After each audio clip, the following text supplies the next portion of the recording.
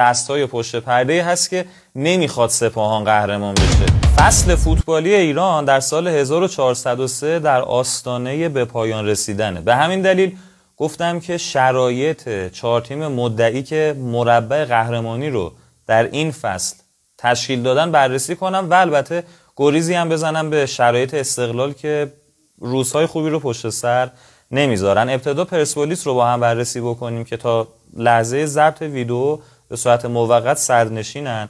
بعد از برکناری آقای گاریدو و حالا کش و قوس فراوان در خصوص انتخاب سرمربی، آقای اسماعیل کارتال سرمربی پرسپولیس شدن. یکی از نکاتی که همین اول دوست داشتم در موردش صحبت بکنم بالا رفتن کیفیت و بازدهی بازیکنانی هستش که تو دوره آقای گاریدو انگار در واقع زنجیر به پاهاشون بسته بودن، ولی توی دوره آقای کارتال کیفیت بازیکن‌ها دوچندان شده. یه علت خیلی مهم داره به این دلیل که در کادر فنی آقای کارتال یک مربی هست که برای بهبود عملکرد فنی بازیکن‌ها حضور داره. آقای چنگیز سیرکان هستن که ترکیه‌ای هستن و اصلا تخصصشون در مورد بهبود عملکرد فنی بازیکن‌ها هست، پستی که سایر تیم‌ها ندارن تو کادر فنیشون.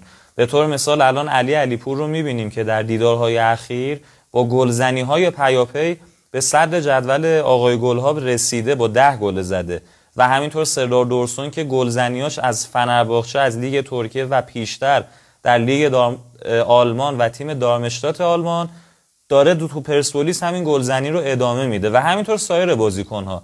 نکته مهم در مورد بهبود وضعیت پرسپولیس اینه که آقای کارتال در 6 مسابقه‌ای که در لیگ برتر سرمربی پرسپولیس بودن 4 بار پیروز شدن و 2 تساوی کسب کردن و شکستی رو نداشتن. از 18 امتیاز ممکن 14 امتیاز پرسپولیس کسب کرده و نشون میده که به مرور اون اندیشه های آقای کارتال در حال پیاده شدنه. بریم برای تیم سپاهان رو بررسی کنیم، تیمی که از 6 مسابقه اخیر 5 تساوی و فقط 1 برد مقابل ذوب‌آهن رو کسب کرد و نکته مهم اینه که تو دورانی که سپاهان صدرنشین لیگ برتر بود از طرف بازیکنان این تیم و مربیشون آقای کارترون هیچ شایبه‌ای و دستای پشت پرده از دید اونها مطرح نمیشد، اما به محض اینکه امتیازات پیاپی رو از دست دادن به صورت هماهنگ بازیکنان این تیم شروع کردن مصاحبه کردن که باز دستای پشت پرده هست که نمیخواد سپاهان قهرمان بشه. به دلیل این اتهام ها کمیته انضباطی این 4 بازیکنی که در میکسون ورزشگاه مصاحبه کردن احضار شدن تا دلایلشون رو توضیح بدن و اتهاماتی که زدن رو ثابت کنن. در مورد تراکتور اما شرایط مقدار متفاوته. این تیم در لیگ قهرمانان آسیا که همون سطح 2 هست مقابل التعاون در مجموع 2 بازی رفت و برگشت شکست خورد، اما در لیگ برتر همچنان یکی از مدعیان اصلی قهرمانی هستند با در واقع امتیازاتی که طی این 21 هفته جمع کرده تراکتور و البته 2 بازی عقب افتاده شانس زیادی داره که دوباره به صدر جدول برگرده.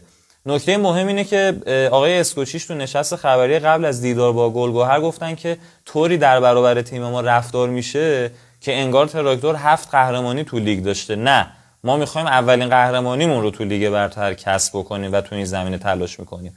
در مورد استقلال تو سال 1403 4 بار سرمربی عوض کرد و این نکته منفی برای مدیران این تیمه. جواد نکونام فصل رو با این تیم تموم کرد، باز هم شروع کرد، برکنار شد. سهراب بختیاری زاده در 2 دوره مربی موقت لقب گرفت در استقلال و بعد از اون آقای بوژوویچ اومدن بعد از اینکه آقای موسیمانه قراردادش رو به صورت یک طرفه فسخ کرد. جابجایی‌های عجیب و غریب مربی باعث شد که استقلال نتایج قابل قبولی رو نگیره و در حال حاضر رتبه 10 رو در لیگ برتر داشته باشه.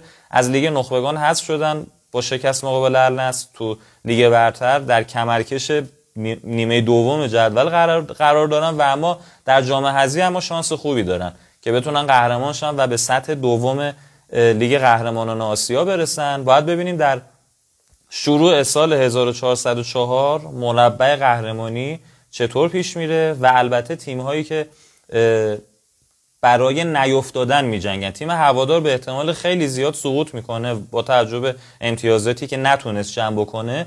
از بین نساجی و شمس آذر و حالا مثل رفسنجان یک تیم خواهد افتاد.